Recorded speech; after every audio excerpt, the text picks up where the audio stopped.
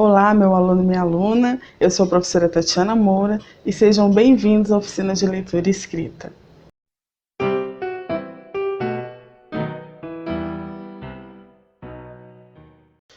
Vamos para a nossa aula. Esse é o módulo 1, módulo básico, aula 3, e o gênero textual que nós vamos estudar são os contos. Conto. O conto é um texto narrativo curto, escrito em prosa. O que seria esse texto narrativo? Texto narrativo. O que é o texto narrativo? Ele é a história que nós narramos. Quando nós contamos uma história, nós estamos narrando. Isso é um texto narrativo. Ele é curto, no caso do conto, esse texto narrativo, ele é curto e escrito em prosa. Ele apresenta poucas personagens e ações, tempo e espaço reduzidos, e o conflito é um dos principais elementos do enredo. Esse conflito seria o embate de pessoas, as personagens no conto.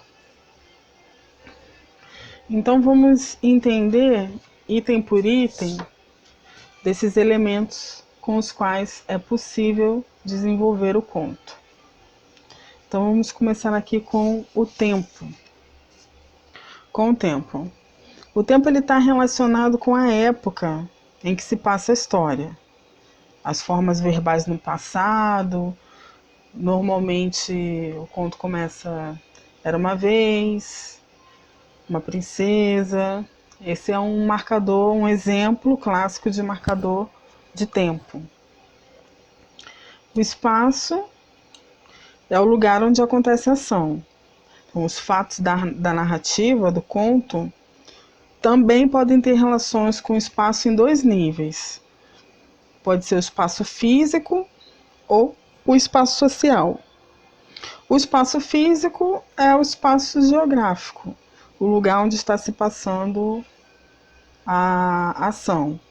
E o espaço social seriam as questões sociais, socioeconômicas, questões morais, psicológicas. Então, o espaço ele pode ter esses dois níveis, tanto o físico quanto o social. O enredo. O enredo é a trama da narrativa, é a história contada. E essa história ela deve ter uma estrutura com a introdução, o desenvolvimento, o clímax e o desfecho da história. O desenvolvimento ele é a narrativa do conflito, do que está acontecendo na história. O clímax seria o ponto máximo do conflito, do estresse. E a conclusão é o desfecho, que pode ter um final feliz ou não. Narrador. O narrador ele é o elemento que estrutura a história, ou seja, ele está contando a história. E o narrador ele pode estar em primeira pessoa ou segunda pessoa. E isso faz total diferença na hora de contar a história. Porque o narrador em primeira pessoa, ele está inserido na história. Então ele tem uma visão limitada. Ele não consegue saber o que se passa no pensamento das personagens. Ele não está em todos os lugares ao mesmo tempo. Já o narrador em terceira pessoa, ele é um narrador onisciente. Ou seja, ele sabe tudo o que se passa na história, inclusive os pensamentos e os sentimentos das personagens. Ele está em todos os lugares, tem uma visão ampla de todos os fatos. Por isso, o narrador em terceira pessoa ele é conhecido como um narrador onisciente. Vamos para o próximo. Aqui nós vamos ler o conto do Avô e o Netinho, é um conto curto, e ele vai servir para nós observarmos todas essas características que a gente já passou na prática. Então vamos ver na prática. Vamos ler aqui o conto, vamos ler o conto primeiro. Era uma vez um pobre velhinho, tão velho que os olhos já lhe estavam turvos, os ouvidos surdos e os joelhos trêmulos. A mesa era com grande dificuldade que conseguia segurar a colher e derramava a sopa na toalha, deixando-a também escorrer da boca. O filho e a nora sentiam repúdio ao ver isso. Assim ficou resolvido que o velho avô iria se sentar atrás do fogão. Davam-lhe a sopa em uma tigela de barro e assim mesmo não davam muita. O velho olhava com grande tristeza para a mesa e os olhos enchiam-se de lágrimas. Certa vez, suas mãos trêmulas não conseguiram segurar nem mesmo a tigela, que caiu no chão, espatifando-se. A nora o repreendeu duramente. Ele suspirou, mas não disse nada. Então ela comprou uma tigela de madeira muito barata e grosseira e ele passou a tomar nela a sopa. Quando estavam todos sentados na sala, o netinho de 4 anos de idade juntava pedaços de madeira no chão. "O que está fazendo, meu filhinho?" perguntou o pai. "Eu estou fazendo uma vasilha para dar de comer à mamãe e ao papai quando eu for grande", respondeu o menino. Então os pais entreolharam-se silenciosamente e depois começaram a chorar. Levantaram-se e foram buscar o velho, colocando-o à mesa. Daí por diante, serviram-no sempre à mesa com eles, nunca mais se importando que deixasse cair a sopa na toalha.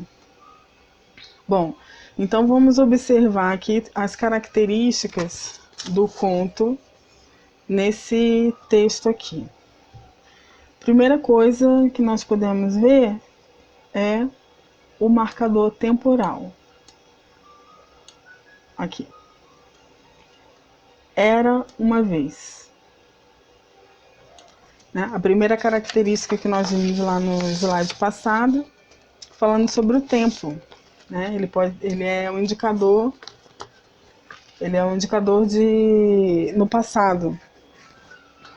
Então temos aqui a primeira característica aqui.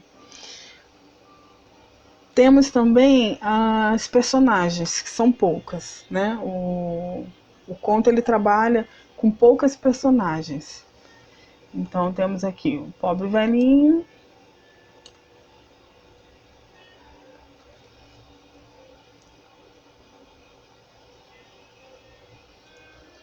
o filho, a nora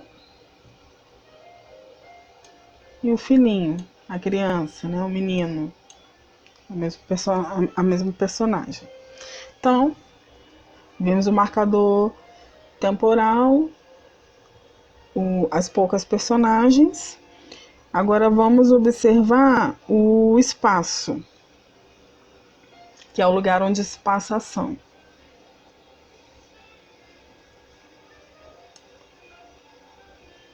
A mesa era com grande dificuldade que conseguia segurar.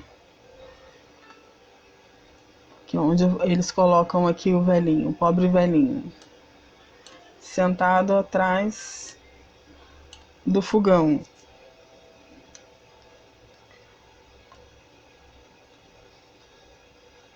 Sentados na sala. Então nós observamos aqui o espaço, né, o ambiente é pequeno, é a casa da família. Então, mais precisamente entre a cozinha e a sala. Agora vamos observar o enredo.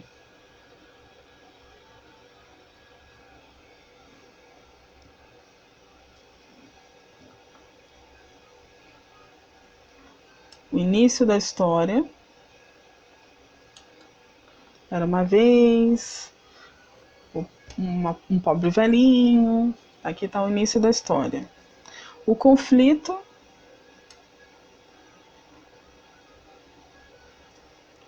Ele vai daqui do filho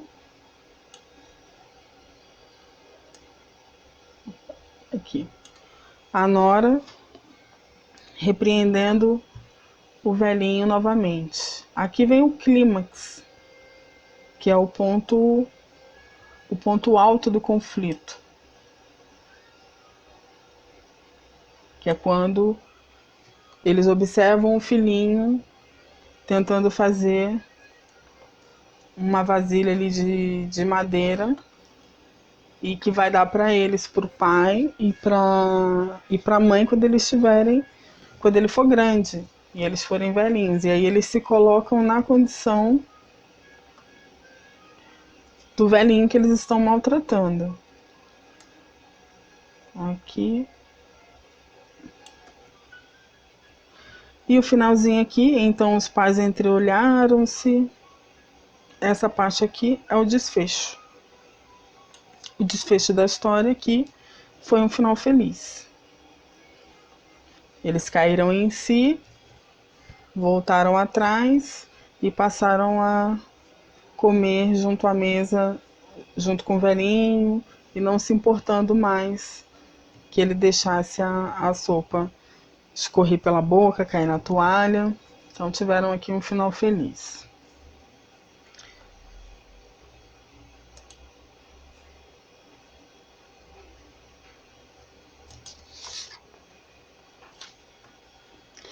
O material de apoio de vocês vai ter 2 contos. O conto da cartomante e o conto do incêndio. Os 2 contos são do Machado de Assis. Os contos são muito bons. Um deles não tem uma história, um final tão feliz assim na história. E o outro já tem um final engraçado, bem engraçado.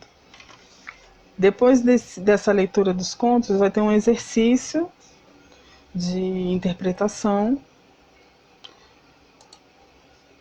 E logo depois, vocês vão criar um conto, fazer uma redação. Vão criar um conto seguindo as orientações abaixo. Escrever a narrativa em prosa. Já sabemos o que é um texto narrativo. Apresentar poucas personagens e ações. Então não precisa ser uma história muito complexa e poucas personagens. Aqui já diz novamente uma narrativa curta. Indicar o tempo e o espaço. Apresentar o conflito. Isso aqui é muito importante.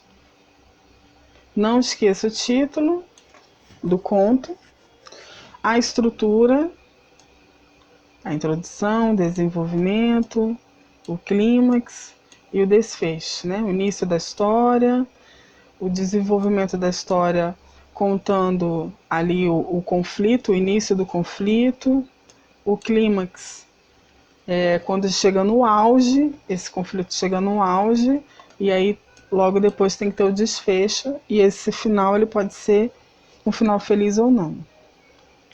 Não esqueça que a escrita é de acordo com a norma padrão da língua, não use gírias, não use abreviações e nem linguagens da internet. Então, chegando ao final da aula, não pare por aqui, leia os contos, é muito importante, busque mais referências. Se puder, leia todos os contos do Machado de Assis, são excelentes. E se quiserem a correção da redação, o e-mail de contato@oficinadeleitoriaescrita.com.br. É só me mandar a redação por e-mail e eu faço a correção. Muito obrigada, um abraço e até a próxima aula. Estamos chegando ao final desta aula. Não pare por aqui, continue seus estudos e até a próxima.